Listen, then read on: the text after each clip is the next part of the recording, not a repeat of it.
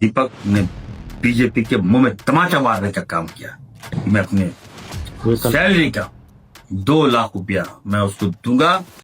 नमस्कार, आपके साथ मैं रीना झा बालियान।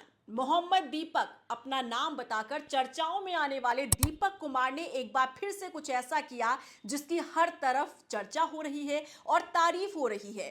दीपक ने एक बार फिर से लोगों का दिल जीत लिया है। आखिर अब ऐसा क्या किया दीपक ने, बताएंगे आपको। इस वीडियो को लास्ट तक जरूर देखिएगा और अपना रिएक्शन जरूर दीजिएगा। देखिए, हमने आपको इससे पहले बताया था कि कोटद्वार के दीपक ने, जिसने मुस्लिम समुदाय के बुजुर्ग की जान बचाई थी उन लोगों से जो कि उन पर हावी होने के लिए आए थे। कोटद्वार का जो पूरा विवाद उपजा था, जो माहौल वहां पर बना था, उसकी पूरी डिटेल हम आपको बता चुके हैं। लेकिन अब दीपक फिर से क्यों चर्चाओं में है और आखिर ऐसा उन्होंने अब क्या किया है जिसके बाद उनकी खूब तारीफ हो रही है और उन्होंने ऐसा करके लोगों का दिल कैसे जीत लिया है। देखिए, इससे पहले हमने आपको ये बताया था कि दीपक के काम को सराहते हुए, यानी दीपक के काम को पसंद करते हुए कुछ लोग उन्हें कई तरह के ऑफर दे रहे हैं। कुछ उन्हें पॉलिटिकल पार्टी में आने का ऑफर दे रहे हैं, तो कुछ लोग उन्हें पैसों का ऑफर दे रहे हैं। आपने हमारी वो रिपोर्ट भी देखी होगी जिसमें हमने आपको बताया था कि दीपक को मंत्री की तरफ से ऑफर दिया गया है कि लाखों रुपए मिलने वाले हैं दीपक को। उसी दीपक को जो कि इन दिनों खूब चर्चाओं में है और जिन्होंने बहुत बहादुरी का काम किया था।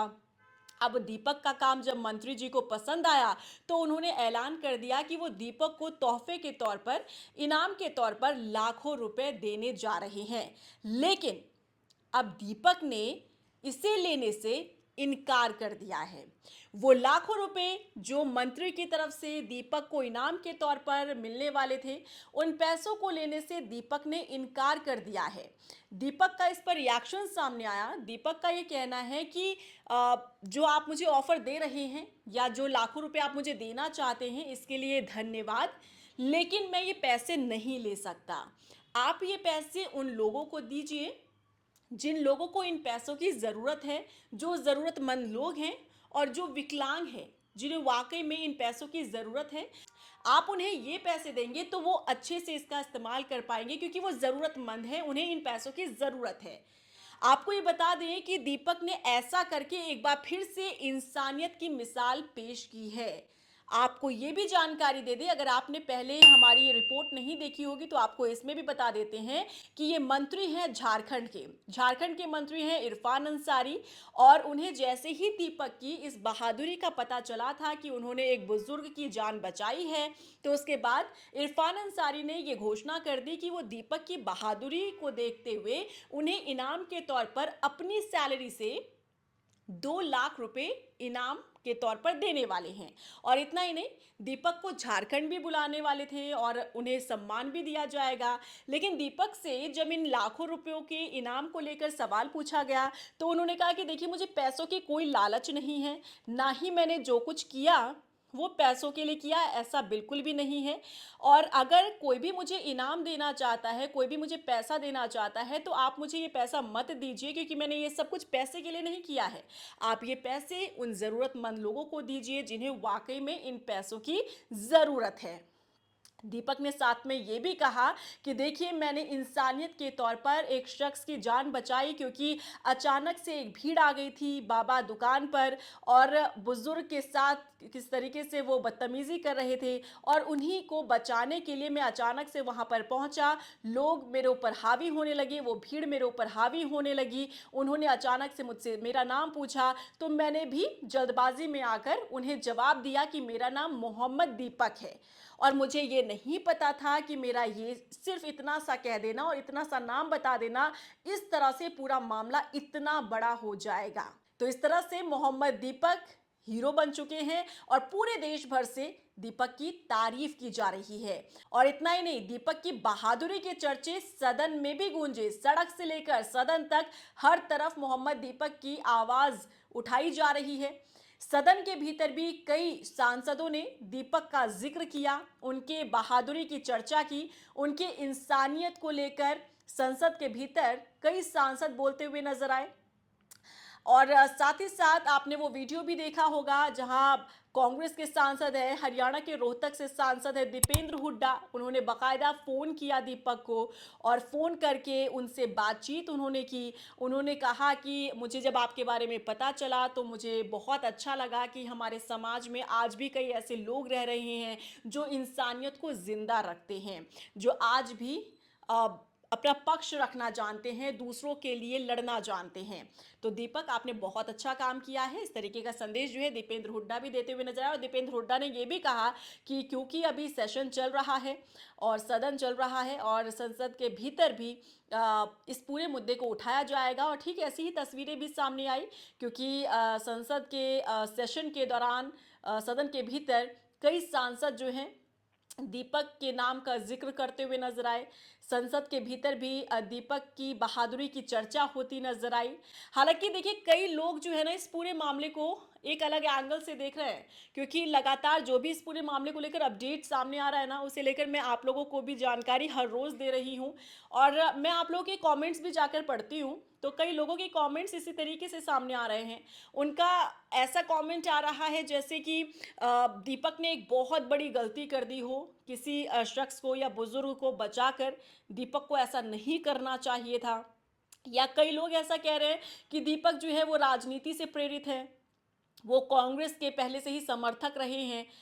कई लोगों का इस तरीके का रिएक्शन सामने आ रहा है। हालांकि इसे लेकर भी दीपक ने क्लियर कर दिया है। उनका ये कहना है कि मैं किसी भी सियासी दल से कोई ताल्लुक नहीं रखता हूं। हाँ, वो बात अलग है कि आपने कई फोटोज़ देखे होंगे कई सोशल मीडिया प्लेटफॉर्म्स पर जो दीपक की तस्वीरें हैं वो कांग्रेस नेताओं के साथ है। लेकिन दीपक का ये कहना है कि मैं किसी भी पॉलिटिकल पार्टी से ताल्लुक नहीं रखता, ना ही मेरा कोई इंटरेस्ट है।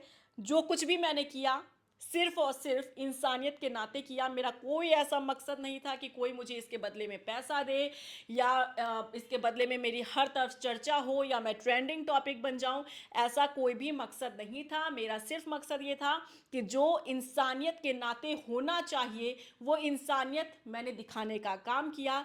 और ये देखिए, देखते ही देखते किस तरीके से पूरे देश भर में हर तरफ आपको दीपक की ही चर्चा नजर आ जाएगी। बहरहाल, इस पूरे वीडियो में हमने जानकारी आपको यही दी है कि दीपक ने एक बार फिर से कुछ ऐसा किया है जो उन्होंने दिल जीत लिया है। उन्होंने वो पैसे ठुकरा दिए हैं, वो पैसे नहीं ले रहे हैं जो इनाम के तौर पर झारखंड के मंत्री इरफान अंसारी देने वाले थे मोहम्मद दीपक को। मोहम्मद दीपक हम इसलिए बार बार कह रहे हैं क्योंकि मोहम्मद दीपक बोलकर ही दीपक जो है वो चर्चाओं में आए थे। शायद दीपक ने अपना नाम दीपक कुमार बताया होता उस समय पर तो ये पूरा मामला यहाँ तक ना बढ़ता। अब क्योंकि उन्होंने अपने नाम के आगे मोहम्मद लगा दिया था। हालांकि उसी समय पर दीपक ने ये भी क्लियर कर दिया कि ना मैं हिंदू हूँ ना मैं मुसलमान हूँ, मैं एक इंसान हूँ और इंसानियत के नाते ही ये मैंने किया है। और आपको ये भी याद दिला दें कि इस पूरे मामले के बाद 31 तारीख को किस तरह से इसका खामियाजा जो है वो भुगतना पड़ा था दीपक को, क्योंकि बड़ी संख्या में बजरंग दल के कार्यकर्ता उनके जिम को तोड़ने के मकसद से वहां पर पहुंचे थे। हालांकि उस समय पर तत्परता दिखाई पुलिस ने हस्तक्षेप किया, पुलिस ने पूरे मामले को उस समय पर शांत करवाया। लेकिन अब तक जिस तरह से कार्रवाई होनी चाहिए उस तरह से कार्रवाई नहीं हुई है। अच्छा, एक कमेंट मैंने अपने पिछले वीडियो में भी देखा था, उसमें एक शख्स ने ये लिखा था कि कार्रवाई किस बात की होनी चाहिए, कार्रवाई क्यों मांग की जा रही है। तो देखिए, कार्रवाई इसलिए कहा जा रहा है क्योंकि स्थिति को देखते हुए पुलिस ने एफआईआर दर्ज की। एफआईआर अज्ञात लोगों पर दर्ज की गई है क्योंकि वहां पर माहौल खराब करने की कोशिश की जा रही थी।